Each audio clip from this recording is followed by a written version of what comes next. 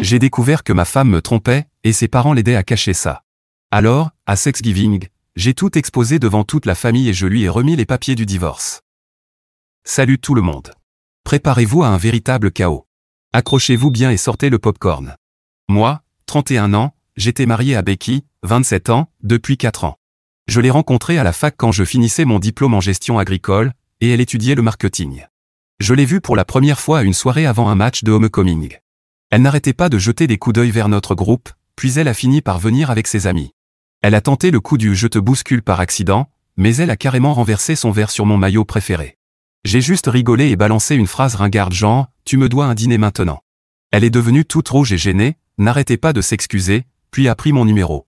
On a commencé à sortir ensemble. Les débuts étaient super. On restait éveillé tard à parler de tout. Elle me racontait son enfance avec des parents hyper religieux, moi je lui parlais de la perte de mon père à 15 ans et comment j'aidais ma mère à tenir notre ferme. On traînait dans mon pick-up à regarder les étoiles et à faire des projets. Elle dessinait des croquis de maison pendant que je parlais de trucs d'agriculture, ce qui, étonnamment, ne l'ennuyait pas. Après 2 ans de relation, je lui ai fait ma demande à son endroit préféré près du lac. J'ai claqué pas mal d'argent pour une bague qui l'a fait pleurer d'émotion. Ce soir-là, elle m'a dit qu'elle voulait un jour porter mes enfants. Avance rapide, je croyais avoir tout ce qu'il fallait. Un mariage solide, ma propre ferme, un avenir que j'avais bâti à la sueur de mon front. Rien ne m'a été donné. Chaque centime venait de semaines de 70 heures de boulot, de prêts, d'investissements malins dans du matériel et des terres. J'ai transformé 40 acres de sol pourris en une exploitation productive qui a rapporté près de 300 000 $ l'année dernière, et je n'ai jamais hésité à offrir à Becky la vie dont elle rêvait. Quand on s'est mariés, on était sur la même longueur d'onde, des enfants, une famille, tout ça. Mais 1 an après, Becky a commencé à dire qu'on devrait attendre un peu pour les enfants. C'était pas ce que j'avais prévu, mais bon. J'allais pas la forcer à devenir mère si elle ne s'en sentait pas prête. J'ai donc mis plus d'énergie dans notre vie de couple. Elle rêvait d'un mode de vie rustique, alors j'ai acheté une petite ferme en dehors de la ville. Mais laissez-moi vous dire, la vision rustique de Becky coûtait une fortune. Elle voulait un cheval de race qui coûtait dans les 6 chiffres, parce que les chevaux normaux, c'était pas assez bien. Le cheval ne servait à rien. Il restait dans le pâturage à faire joli, pendant que je payais 2000 $ par mois pour sa nourriture spéciale, le veto et un dresseur. Ensuite, elle voulait des vaches brahmanes importées, parce que les vaches Hereford faisaient trop basique. Je vous jure, elle a déjà dit que nos Hereford étaient trop banales. Et ne me lancez pas sur les camions. Un nouveau diesel chaque année, parce que celui de l'année d'avant n'était plus assez bien. Et je payais tout. Du moment qu'elle était heureuse, je me disais que ça valait le coup. Et là, c'est le début de la descente aux enfers. La surprise de ma vie. Un jour, la meilleure amie de Becky, Emily, m'a envoyé un texto en disant qu'on devait parler. Juste ça, besoin de parler, c'est important. Je peux passer quand Becky n'est pas là. Je pensais qu'elle préparait une fête surprise pour Becky ou un truc dans le genre. Et non. Emily et moi n'avons jamais été proches. C'est son amie de lycée, toujours fauchée. Le genre a toujours posté sur les réseaux sociaux à propos de ses projets et de son hustle, mais qui n'avance jamais. Elle est assistante vétérinaire la journée, et elle bosse comme serveuse au Rustinel les week-ends pour payer son appart minable. Dernièrement, elle parlait beaucoup d'un projet de nourriture bio pour animaux, disait que les croquettes classiques étaient du poison et que ses recettes maison avaient sauvé son chat. Elle m'a même demandé, il y a quelques mois, si je serais prêt à investir. J'ai dit peut-être, sans trop y croire. Elle ne m'a jamais paru très sérieuse. Une idée de génie par semaine, mais sans action derrière. Quand elle est arrivée chez moi, j'ai tout de suite senti que quelque chose clochait. Déjà, elle m'a envoyé un texto 5 minutes avant d'arriver pour s'assurer que Becky n'était pas là. Elle était super nerveuse. « Tu veux un café ?» J'ai proposé. Elle a dit « ça prendra pas longtemps ». Puis elle a sorti un dossier, l'a posé sur la table et a dit « tu dois voir ça ». Je croyais que c'était un plan d'affaires ou une demande de prêt. Mais en l'ouvrant, mon monde s'est effondré. Dedans, c'était littéralement un documentaire sur la fin de mon mariage. Capture d'écran, photos, vidéos, factures d'hôtel, tout. Becky me trompait avec le docteur Jason Cooper, le veto du coin. Ouais. Le même type qui m'a facturé 5000 $ quand un de nos chevaux a eu une colique. Celui-là même qui m'a envoyé une carte de Noël avec sa famille parfaite. Sa femme, Cathy, donne des cours à l'école du dimanche et organise les ventes de charité. Putain de merde était tout ce que je pouvais dire en tournant les pages. Il y avait plus de 70 pages de preuves. Emily avait tout classé par date avec des posts TS expliquant chaque élément. C'était flippant d'efficacité. Les photos étaient explicites. Je vais pas entrer dans les détails. Il y avait des vidéos de leur sortie d'hôtel pendant qu'elle prétendait être chez sa mère pour aider au marché paroissial. Des images de notre caméra de sécurité montrant son pick-up arriver 20 minutes après mon départ pour un voyage de 3 jours. Et les images de leur départ ensemble, 2 jours plus tard, s'embrassant devant sa voiture. Des centaines de textos. Du style « J'ai hâte qu'ils repartent » ou « T'inquiète pas, bébé. Il se doute de rien ». Lire ça, c'était comme se faire cogner dans la poitrine par une de ces vaches brahmanes. Ça durait depuis 8 mois.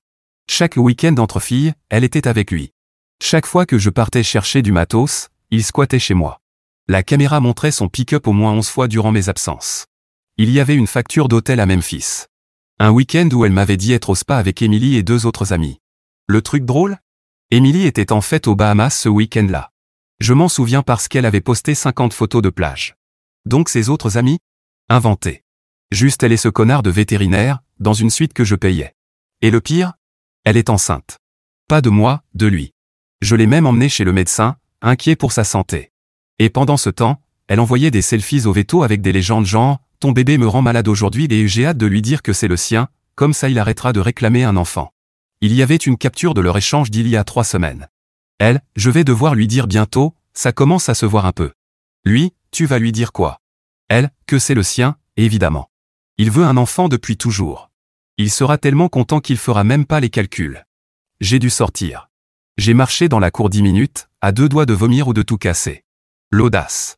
Elle comptait me faire croire que c'était mon gosse, tout en continuant à coucher avec le père biologique. Quand je suis revenu, Emily était toujours là, sur son téléphone comme si elle venait pas de détruire ma vie. Tu savais depuis combien de temps? J'ai demandé. Je soupçonnais depuis 6 mois. J'ai eu les preuves concrètes depuis 3. Pourquoi maintenant? Et là, Emily m'a balancé la vraie raison. Je sais que c'est horrible, elle dit, sans me regarder. Mais je dois quitter cette ville. Recommencer ailleurs. J'ai tout prévu pour mon business. Il me manque juste des fonds. Je l'ai regardé. Tu veux que j'investisse dans ton projet? T'es sérieuse? Elle a secoué la tête. Non, pas comme ça. Le problème, c'est que Becky sait que j'ai vu ses messages. Elle m'a surprise en train de faire des captures lors d'une soirée entre filles. Elle était partie aux toilettes sans verrouiller son téléphone, et je l'ai fouillé. J'ai pris des photos de ses messages. Elle est revenue plus tôt et m'a vu. Elle est devenue folle. Elle m'a menacé, dit que si je parlais, son père ferait en sorte que je ne travaille plus jamais dans ce comté. Elle me fait passer pour une menteuse, dit que j'ai tenté ma chance avec Jason et qu'il m'a repoussé. Les gens commencent à la croire. Je ne savais pas si je la croyais, mais les preuves étaient réelles. Date, lieu, photo, tout correspondait avec les moments où Becky prétendait être ailleurs. Quand je lui ai demandé comment elle avait réuni autant de preuves, elle m'a dit qu'elle avait eu l'aide de 2 amis. Elles ont traqué Becky pendant des mois pour tout collecter. D'après Emily, elle voulait juste se protéger. Alors, qu'est-ce que tu veux? Un prêt, dit-elle, ou un investissement? Appelle ça comme tu veux. 50 000 $. J'ai un vrai plan d'affaires solide. Le marché de la nourriture bio pour animaux explose. J'ai juste besoin que quelqu'un croie en moi. Le plus drôle, c'est que sur le moment, j'ai presque respecté son audace. Au moins, elle était honnête sur ce qu'elle voulait, contrairement à d'autres. Et puis, le fait qu'elle m'apporte ces infos, quelles qu'aient été ses raisons, me sauvait de vivre encore plus longtemps dans le mensonge. De continuer à élever l'enfant d'un autre en pensant qu'il était le mien. De gaspiller encore des années de ma vie avec quelqu'un qui, clairement, me prenait pour un idiot fini. Laisse ton plan d'affaires, lui ai-je dit. Laisse-moi régler ça d'abord, ensuite on en reparlera. Elle a hoché la tête, soulagée. En partant, elle s'est retournée. Pour ce que ça vaut, j'ai toujours pensé que tu méritais mieux qu'elle. Ouais. Bien sûr. Comme si j'allais tomber dans le panneau. Mais bon, je lui devais bien ça. Et moi, je rembourse toujours mes dettes. J'ai continué à parcourir le dossier. Il se moquait de moi. De vraies blagues sur à quel point j'étais aveugle. Sur comment je bossais dur pendant que s'amusait. À quel point c'était pratique que je voyage autant pour les affaires de la ferme.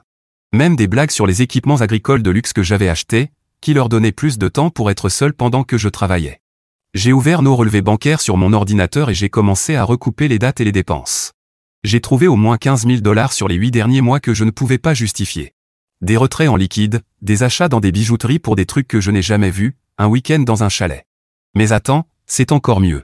J'ai trouvé des captures d'écran des conversations de Becky avec ses parents.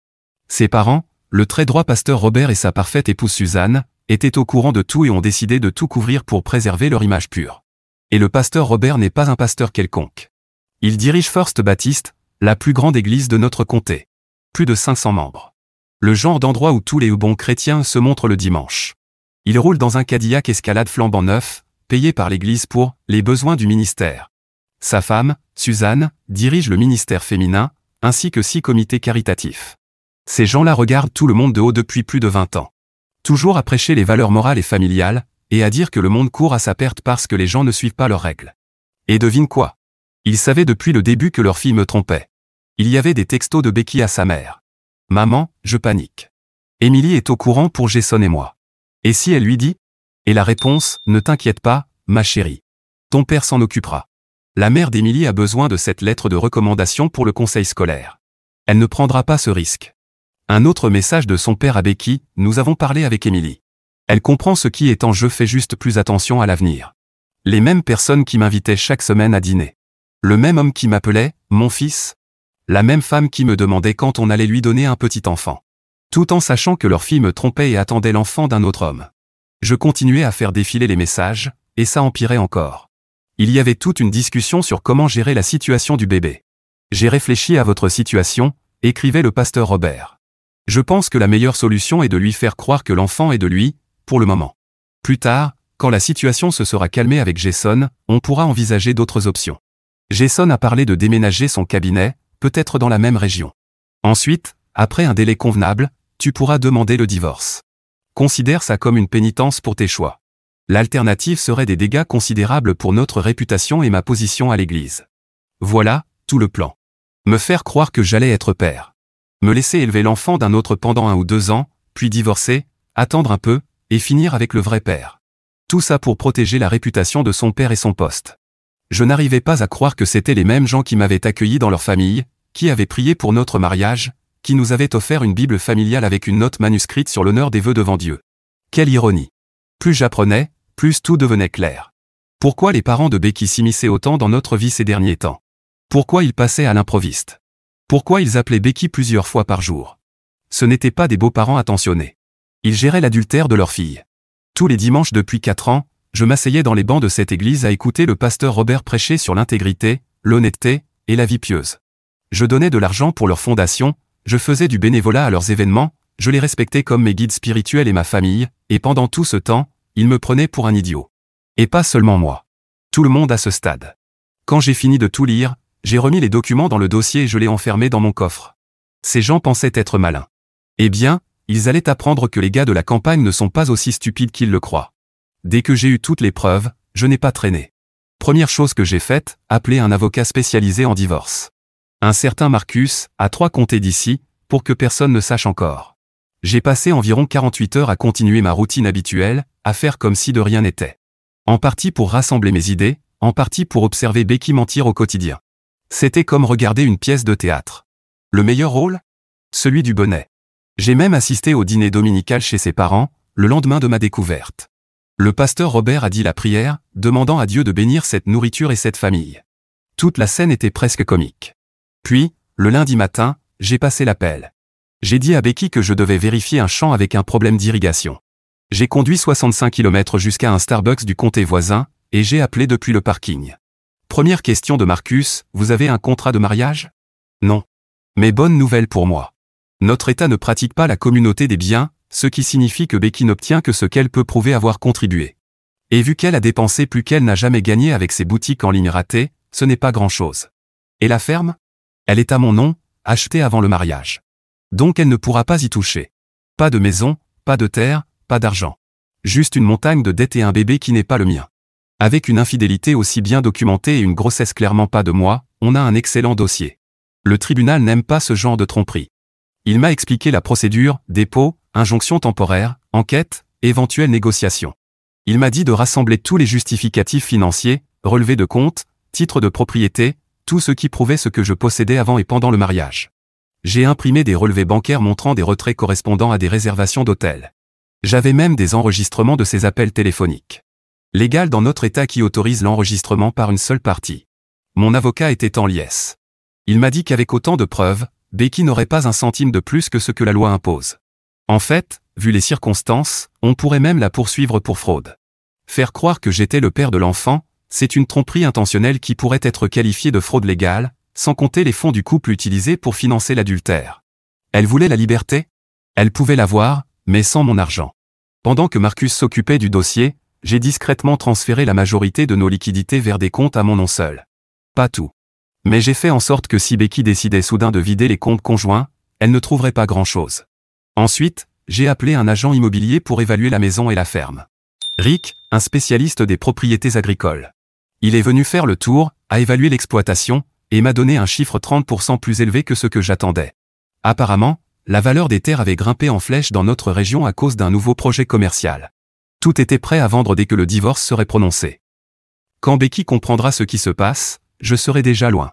J'ai aussi commencé à regarder des propriétés à environ 800 km de là. J'ai trouvé une belle exploitation bovine dans le Montana, à vendre pour moins que ce que rapporterait la mienne. Meilleur droit d'eau, plus de terrain, maison plus récente. J'ai passé quelques coups de fil. Rien de concret encore, mais ça fait du bien d'avoir des options. Le pire, c'était quand elle a commencé à laisser des indices sur la grossesse, refuser du vin à table, parler de nausées matinales, acheter des crackers salés. Toute une mise en scène pour moi, histoire de préparer le terrain et m'annoncer que j'allais être papa. Une nuit, elle s'est blottie contre moi sur le canapé, à parler de notre avenir, du fait qu'il était peut-être temps de reparler d'avoir des enfants. Je restais là à hocher la tête, à dire ce qu'il fallait, en ne ressentant rien du tout. Jouer la comédie était épuisant, mais aussi étrangement satisfaisant. Chaque fois que je la voyais mentir, chaque faux sourire que je lui rendais, chaque hochement de tête complice à ces histoires bidons, tout cela me confirmait que j'avais raison, que ces gens allaient récolter ce qu'ils avaient semé. Marcus m'appelait régulièrement avec des nouvelles. Les papiers avançaient. Il avait trouvé des précédents juridiques en notre faveur. Il avait trouvé un huissier spécialisé dans les situations délicates. Comment voulez-vous procéder? M'a-t-il demandé. À domicile ou en public? C'est là que j'ai pensé à Thanksgiving. Chaque année, on assiste à la grande cérémonie à l'église de son père, puis on dîne chez ses parents. Leur grande maison serait remplie de proches, de fidèles, d'amis de la famille. Le décor parfait. J'ai eu une longue discussion avec mon chef de ferme, Mike, avec moi depuis 3 ans. Un gars solide. Digne de confiance. Je lui ai dit que je pourrais devoir partir précipitamment. Mike a juste hoché la tête, tout sera pris en main, patron. 2 semaines avant Thanksgiving, j'ai rencontré Emily dans un dîner à 2 villes d'ici, je lui ai glissé une enveloppe avec un chèque de 25 000 $. La moitié maintenant, l'autre moitié quand tout sera fini, je lui ai dit. Viens au dîner de Thanksgiving comme si de rien n'était. T'es toujours invité, non? Elle a hoché la tête. Suzanne a appelé hier pour confirmer. Je pense qu'ils ont peur que je fasse tout exploser s'ils me désinvitent. Parfait. Agis normalement, et viens tôt. Elle a acquiescé. Jason et Cathy seront là aussi. Suzanne les a invités le mois dernier. Encore mieux. Avoir le vétérinaire et sa femme présents rendait tout encore plus savoureux. Toute la troupe réunie. 2 nuits avant Thanksgiving, j'étais dans le garage de mon pote Tom pendant qu'il bricolait sa Harley. On est amis depuis le lycée. C'est le seul à qui j'ai tout raconté. Mec, contente-toi de lui remettre les papiers chez vous et tourne la page. Tout ça, c'est pas nécessaire, m'a-t-il dit. Ce n'est pas pour le drame, je lui ai répondu. C'est pour les conséquences. Ces gens pensent qu'ils peuvent faire ce qu'ils veulent sans jamais rien payer. Eh bien, pas cette fois. Tom a secoué la tête, c'est ton enterrement, mec. Juste, compte pas sur moi pour t'aider à planquer les corps. J'ai rigolé. Pas de corps. Juste une humiliation publique bien méritée. En rentrant chez moi ce soir-là, je me suis senti plus calme que depuis des semaines. Tout était prêt. Les papiers, l'huissier, le plan. Dans moins de 48 heures, Becky et sa famille allaient découvrir que leur petit plan parfait avait un gros défaut. Ils avaient oublié à qui ils avaient affaire. Je ne suis pas un citadin fragile qui s'effondre au premier coup dur. J'ai grandi à voir les récoltes échouer, les animaux mourir, les machines tomber en panne au pire moment. Quand tout part en vrille à la ferme, tu ne pleures pas. Tu nettoies et tu avances. Et c'est exactement ce que j'allais faire. Maintenant, place au grand final, Thanksgiving. Ce n'était pas un simple Thanksgiving dans notre ville. À la First Baptist, c'est pratiquement un deuxième Noël. Le pasteur Robert organise une grande célébration des moissons le matin, avec l'église décorée de bottes de foin, de tiges de maïs, tout le tralala. Tous ceux qui comptent sont présents, puis le cercle restreint est invité à dîner chez le pasteur. On parle de 30 à 40 personnes entassées dans la salle à manger et le salon. Suzanne passe une semaine à cuisiner et à pâtisser, même si la majorité vient en fait d'un traiteur chic de la ville. Elle fait juste semblant d'avoir tout préparé elle-même. Les anciens de l'église, les grands donateurs, les membres de la famille et quelques invités spéciaux qu'ils essaient d'impressionner ou de recruter. Chaque année, c'est la même routine. On arrive tôt pour aider à installer, ce qui veut surtout dire que je trimballe des chaises et des tables pendant que Becky et sa mère bavardent dans la cuisine. Le pasteur Robert fait tout un spectacle en découpant la dinde lui-même, puis il fait une bénédiction interminable qui ressemble à un deuxième sermon. 3 jours avant, j'avais tout confirmé avec Marcus. Les papiers étaient prêts. Plusieurs copies, une pour Becky, une pour ses parents, et des exemplaires supplémentaires au cas où. Tout était bien rangé dans des enveloppes séparées. Le huissier, un gars nommé Derek, était réservé pour 14 heures, pile à l'heure du début du dîner. Ensuite, j'ai appelé Émilie pour m'assurer qu'elle était toujours partante. Tout le monde s'attend encore à ce que tu sois là, a-t-elle confirmé. Suzanne a appelé hier pour finaliser les chiffres.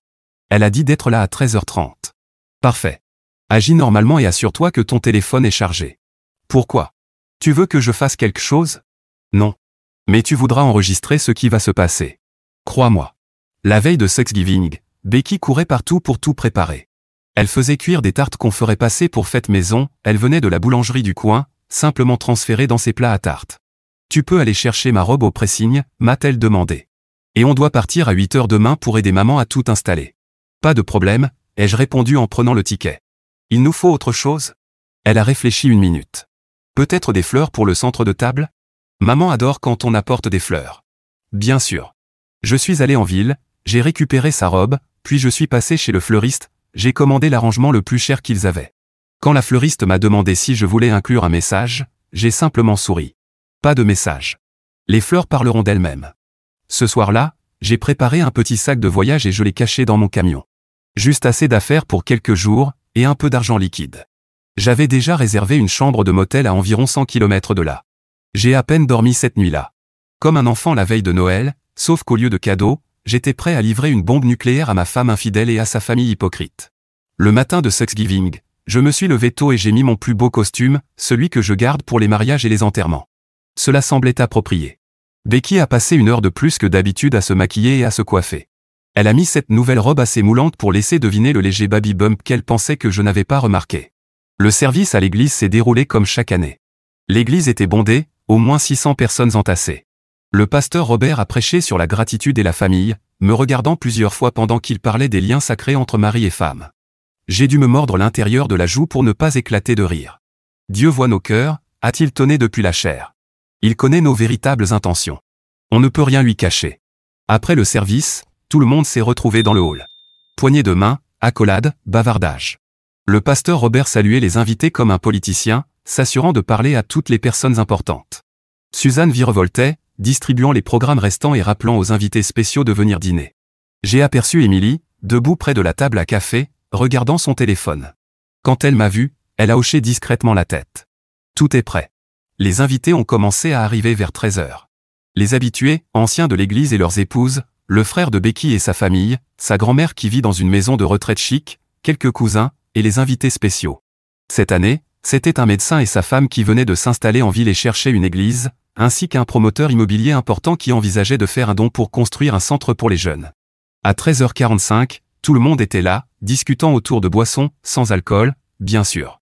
Les baptistes ne boivent pas. Du moins pas devant d'autres baptistes. Je gardais un œil sur la porte et sur mon téléphone, attendant le message de Derek. À 13h55, mon téléphone a vibré. En position. 5 minutes. J'ai pris une profonde inspiration et j'ai commencé à diriger les gens vers leur place. Le pasteur Robert aimerait commencer, s'il vous plaît, trouvez vos cartes avec vos noms. Becky s'est assise à côté de moi. Elle semblait nerveuse, et j'ai compris qu'elle planifiait probablement d'annoncer sa grossesse pendant le dîner. Le timing ne pouvait pas être meilleur. Son père s'est levé à la tête de la table. Avant de commencer ce merveilleux repas, j'aimerais dire quelques mots de remerciement. Ding dong. La sonnette a retenti, pile à l'heure. Suzanne a commencé à se lever. Je vais ouvrir. Non, non. Le pasteur Robert l'a arrêté d'un geste. Reste assise. C'est sûrement un invité en retard. Il s'est dirigé vers la porte, toujours en tablier de découpe. Puis on l'a entendu dire, désolé, nous sommes au milieu d'un dîner familial. Derek, calme et professionnel, je cherche Rebecca Mitchell. Silence. Puis le pasteur a appelé, la voix tendue, Becky, quelqu'un est là pour toi. La pièce est devenue silencieuse. Tous les regards braqués sur Becky, qui s'est levée, confuse. Elle s'est avancée vers la porte, où son père l'attendait, le visage figé. Derek tenait plusieurs enveloppes. Ceci est pour vous. Il lui a tendu la plus grande. Et ceci pour Robert et Suzanne Johnson. Il a tendu 2 autres enveloppes au pasteur, qui les a prises mécaniquement. Vous avez été officiellement notifié. Bonne journée. Becky est restée figée. Le pasteur Robert avait le teint d'un mort. Je me suis simplement calé contre ma chaise et j'ai regardé Becky ouvrir l'enveloppe. Silence de mort dans la pièce. Elle a vu la première page, puis m'a regardé. Je l'ai regardé droit dans les yeux, parfaitement calme. Aucun cri, aucun scandale, juste les faits. Elle aimait les secrets. Eh bien, maintenant, tout le monde savait tout. Son visage est devenu blanc, puis rouge. Qu'est-ce que c'est, a-t-elle murmuré. Le terme technique, je crois que c'est de demande de dissolution de mariage, ai-je répondu, assez fort pour que tout le monde entende. Avec preuve d'adultère, fraude à la paternité et complot de tromperie. Il y a des copies pour tes parents aussi, puisqu'ils sont nommés comme complices. Son père ouvrait déjà son enveloppe, parcourant les documents avec horreur grandissante. Suzanne ne l'avait même pas ouverte. Elle me fixait comme si j'avais deux têtes. Je me suis lentement levé, m'assurant d'avoir toute l'attention de la salle. Puis j'ai sorti mon téléphone et lancé une des vidéos. On y voyait Becky et Jason sortir d'un hôtel, s'embrassant sur le parking. L'horodatage était parfaitement lisible. 2 mois plus tôt, quand elle était censée être à une conférence marketing à Cincinnati. J'ai environ 6 heures de vidéos comme ça, ai-je dit en tournant l'écran pour que tout le monde voie.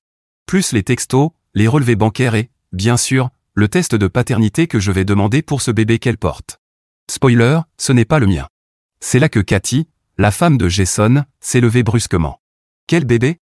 De quoi il parle, Jason? Jason avait l'air au bord du malaise. Je peux t'expliquer. Expliquer quoi, ai-je demandé, toujours calme. Expliquer que tu couches avec ma femme? Que tu es le père de son bébé? Que ses parents ont tout aidé à dissimuler? Le pasteur Robert a enfin parlé. C'est scandaleux. Comment osez-vous venir chez moi faire ces accusations? J'ai ri. Vraiment ri. Des accusations? Vous avez déjà les preuves entre les mains, pasteur. Page 12, les messages où vous dites à Becky d'être plus prudente et où vous discutez de la façon de gérer la grossesse. Plutôt précis pour de simples accusations, non? La tête qu'il a faite valait chaque centime que j'avais dépensé. Becky feuilletait les papiers. Où as-tu eu tout ça? Comment tu? Puis elle a vu Emily, calmement en train d'enregistrer la scène sur son téléphone. Toi. T'as fait ça. Emily a haussé les épaules. On dirait que les menaces de ton père n'ont pas aussi bien marché que tu le pensais. Cathy avait attrapé l'enveloppe de Jason et la lisait en pleurant. 6 mois? Vous faites ça depuis 6 mois. Elle a regardé Becky, qui ne pouvait même pas la regarder en retour. Elle fixait le sol comme s'il allait s'ouvrir pour l'engloutir. Les autres invités étaient figés. Certains se dirigeaient lentement vers la sortie. J'ai laissé planer le silence un instant, puis je me suis levé. Joyeux Thanksgiving à tous, ai-je dit. Becky, je te souhaiterais que le bébé soit en bonne santé, mais je mentirais. Et pour les autres, la prochaine fois, évitez de couvrir les saletés des autres. Surtout vous, pasteur. Le mensonge, ce n'est pas un péché dans votre livre? Puis je suis parti. Sans me retourner. Je n'en avais pas besoin. J'ai entendu la pagaille commencer, Cathy hurlant sur Jason, le pasteur essayant de reprendre le contrôle, Suzanne en larmes, quelqu'un a renversé une chaise. Je suis monté dans mon camion. Quand j'ai rejoint l'autoroute, mon téléphone explosait de notifications. Des messages de Becky. Comment as-tu pu faire ça? On doit parler. Reviens. Des messages vocaux de son père, entre menaces et supplications. Même un de Suzanne, en pleurs, à peine compréhensible. J'ai éteint mon téléphone et j'ai continué à conduire. Le motel m'attendait, et après, une toute nouvelle vie, loin de tout ce cirque. Emily m'a écrit plus tard ce soir-là, quand j'ai brièvement rallumé mon téléphone. Bordel. C'était un carnage après ton départ. La femme de Jason lui a balancé la saucière au visage. En plein front. LMAO. Quand est-ce que je reçois l'autre moitié de mon paiement? Regarde ton compte, ai-je répondu. Déjà transféré. Merci pour le spectacle. Chaque centime en valait la peine, a-t-elle répondu. Meilleur Thanksgiving de ma vie. Et j'ai bien dû admettre. Assis dans cette chambre miteuse de motel, je me suis senti mieux que depuis des mois. Plus de mensonges. Plus de faux semblants. Demain, j'appellerai Marcus pour vérifier les prochaines étapes. Ce soir, j'allais dormir profondément pour la première fois depuis des semaines, en sachant que j'avais enfin servi, glacé, la revanche que ces gens méritaient amplement.